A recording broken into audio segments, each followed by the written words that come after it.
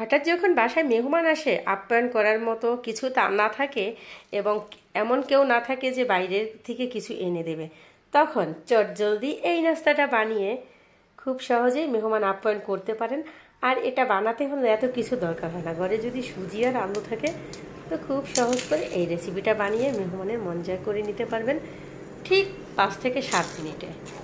তো বেশি কথা না বাড়িয়ে সরাসরি রেসিপিটার জন্য যাচ্ছি। আর রেসিপির জন্য এখানে আমি একটা কড়াই বসিয়ে দিয়েছি আর এখানে পরিমাণ মতো তেল দিয়ে দিয়েছি। তারপরে হাফ চামচ গোটা জিরা আর দিয়ে দিয়েছি 1.5 চামচের মতো তেল। তারপরে এখানে দিয়ে দিয়েছি 1 চামচ চপ করে কেটে নেওয়া রসুন এবং 2টা কাঁচামরিচ কুচি করে কেটে নেওয়া।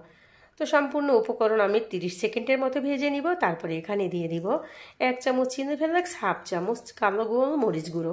তো এই 2টো উপকরণ দিয়েও একসাথে আমি ভেজে নিব মোটামুটি একটা সুন্দর ঘ্রাণ বের হওয়া পর্যন্ত।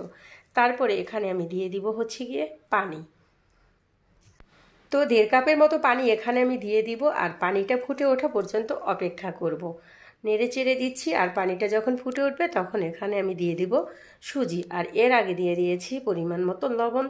তো পানিটা ফুটে উঠেছে, 1.5 কাপ সুজি দিব 1.5 কাপ পানির ভিতরে। তো তারপরে দিয়ে দিয়েছি এখানে ধনেপাতা 2 চামচ। আমি 1 কাপ সুজি ক্যামেরায় দিছি আর অফ ক্যামেরায় হাফ কাপ দিয়েছি। তারপরে সুন্দর করে সিদ্ধ করে নেব সম্পূর্ণ উপকরণ। আর সুজিটা যে পর্যন্ত সিদ্ধ না হয় ওই পর্যন্ত। সুজি সিদ্ধ হতে কিন্তু তেমন একটা সময়ও লাগে না, মোটামুটি 2 মিনিটের মতো সময়ের ভিতরে সুজিটা কিন্তু সিদ্ধ হয়ে যায়। তো সিদ্ধ হয়ে গিয়েছে, এখন আমি একটা বাটিতে নামিয়ে নেব আর নামিয়ে নিয়ে একটু ঠান্ডা করে নেব।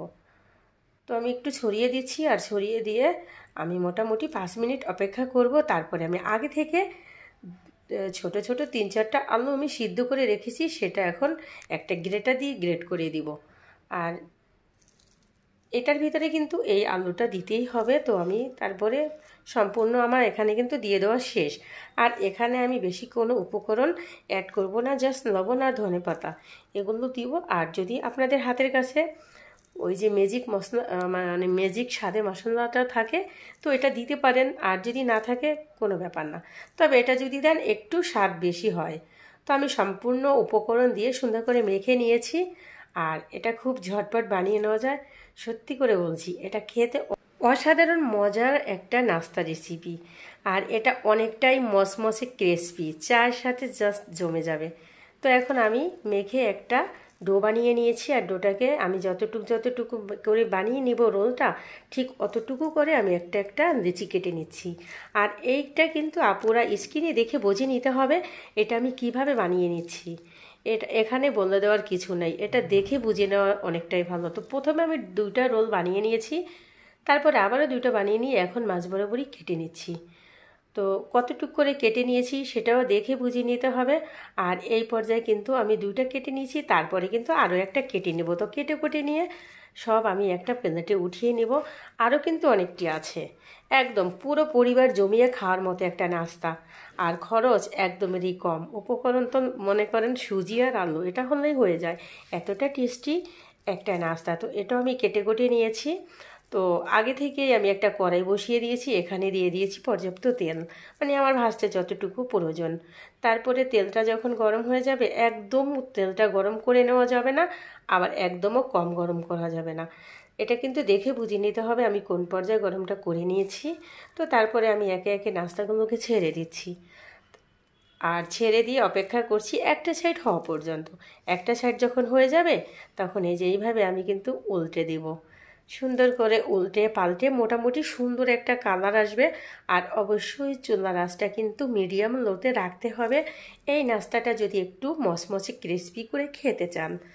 আর যদি বাড়িয়ে দেন চুলাটা কিন্তু পুড়ে যাবে, উপর দিয়ে কালার এসে যাবে, বাট ভিতরে কিন্তু ততটা মচমচে হবে না। তো ধৈর্য সহকারে ভেজে নিতে হবে। আমার কিন্তু ভেজে নেওয়া শেষ।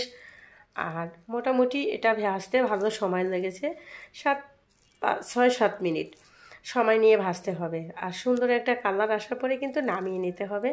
তারপরে বুঝতে হবে যে এটা কতটা ক্রিসপি, সেটাও কিন্তু আমি আপনাদের সাথে শেয়ার করব। দেখেন কতটা ক্রিসপি, চায়ের সাথে জাস্ট সন্ধ্যাটাই জমে যায়। এরকম একটা নাস্তা যদি হয় সন্ধ্যায় আর 1 কাপ চা, তো মেহমানে খুশি, ঘরের সবাই খুশি, আর এটা বানিয়ে নিতে পেরে আমিও খুশি।